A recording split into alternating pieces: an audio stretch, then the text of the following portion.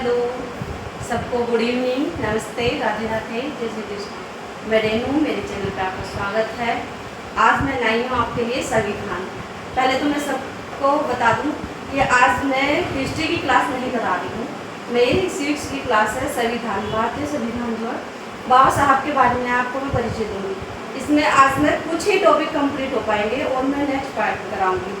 बाबा साहब संविधान निर्माता जो बाबा साहब डॉक्टर भीमराव अम्बेडकर हैं, आज उनके लिए एक पाठ समर्पित है, उनके बारे में ही है। मैं उनके लिए इतनी आभारी हूँ कि मैं अपने आप को बहुत समझती हूँ, एक तुच्छ प्राणी है उनके सामने हमारा तो एक अस्तित्व, लेकिन उन्होंने हमें इतना स्थान दिया कि हम आज यहाँ तक आ चुके हैं कि पढ़ाई के बल पे आज हम शिक्षा का महत्व अच्छे से समझ चुके हैं। जो बाबा साहब ने हमें स्थान दिलाने की कोशिश की, उस पर हम स्त्रियाँ भी, बच्चे भी हर तरह से पहुँचते जा रहे हैं।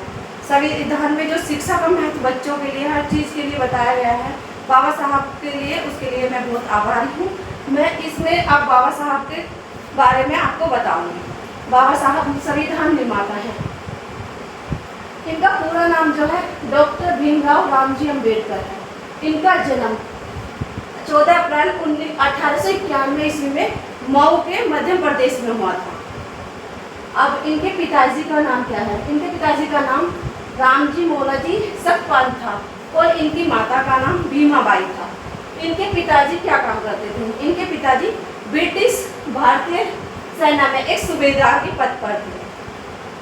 बाबा साहब के परिवार महाजाति से आता था। महाजाति के होने के कारण इन्हें अछूत का सामना करना पड़ा। अछूत माना जाता था और बचपन से ही बाबा साहब को जातिगत भेदभाव का सामना करना पड़ा। इसी भेदभाव की वजह से इनके अंदर एक अजीब अंदरूनी शक्ति पैदा हुई, जिससे इनके मन में पहले ही विचार उत्पन्न हो गए थे कि मैं जब बड़ा होऊंगा तो मैं अपने लिए एक नई बुक लिखूंगा, जो भी मैं बुक में लिख दूंगा वो एक अटल होगा। आज भी वो संविधान, बाबा साहब की बुक जो लिखी हुई है, उसके संविधान में जो भी बाबा साहब ने लिखा है, जो कानून बनाए हैं, वो एक एक पॉइंट सही है और वो बुक आज भी चलती है और हमेशा युगों युगों तक चलेगी। बाबा साहब ने जो ये भेदभाव का सामना किया था, स्कूल में भी इन्हें पढ़ाई में बहुत, ये मान लो, बहुत ही ज़्यादा परेशानी उठानी पड़ी। उस टाइम पे पढ़ाई का तो कोई महत्व ही नहीं था छोटी जाति के लोगों को, लेकिन बाबा साहब ने अपने लिए पढ़ाई ऐसी की जैसे स्कूल तो में तो पढ़ाई करने के लिए इन्हें वो ही नहीं था, अंदर स्कूल के अंदर जाने की अनुमति नहीं थी। ये इनकी पढ़ाई कहाँ होती थी? जहाँ ऊंचे लोगों के बच्चों की चप्पलें उतारी जाती थी ना, वहाँ पर बाबा साहब को बैठाकर पढ़ाया जाता था। इन्हें क्लास के अंदर नहीं आने दिया जाता था। एक दिन बाबा साहब को क्लास के अंदर आने भी दिया गया बोर्ड पे मैथ का सवाल करने के लिए, तो सब जो ऊंची जाति के बच्चे थे, उन्होंने सबने इतना हंगामा किया कि उन्हें वहाँ से हटना ही पड़ा। सर, जो हमारे आचार्य थे उस टाइम, जो सर को पढ़ाते थे बाबा साहब को, उन्हें उनके सामने झुकना पड़ा और क्लास से बाबा साहब को बाहर ही उन्हें निकालना पड़ा। तो बाबा साहब ने इतनी बुरी तरह से छुआछूत भेदभाव का सामना किया नीची जाति होने के कारण। तो बाबा साहब ने जो संविधान में एक कानून बनाया है ना, वो आज हमारे लिए एक शान है। बाबा साहब की शिक्षा, हाँ, भेदभाव से मुझे याद आया, इन्होंने स्कूल में पानी पीने तक की भी अनुमति नहीं थी। एक दिन इन्होंने गलती से पानी पी लिया, तो उस पानी पीने की वजह से इन्हें दंड मिला। अब आते हैं इनकी शिक्षा। बाबा साहब उस समय में अत्यधिक पढ़ाई करने वाले, पढ़े लिखे भारत में से एक व्यक्ति थे, भारतीय एक व्यक्ति थे। इन्होंने BA बॉम्बे यूनिवर्सिटी से किया था, MA PhD Columbia University America से किया था, DSc London School of Economics और बैरिस्टर एट लॉ ये लंदन से किया था। ये कानून मंत्री भी थे।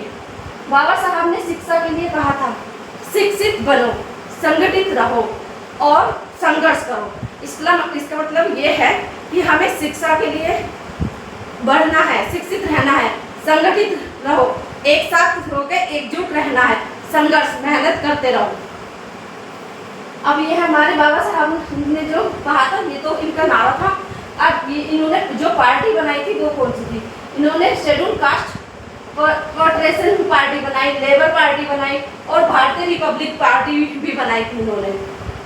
अब है इनके पुरस्कार। भारत रत्न, भारत रत्न जो मिला इन्हें मरने के बाद सम्मानित किया गया है, इनके जीते जी नहीं मिला, मरने के उपरांत ही इन्हें भारत सम्मान दिया गया था।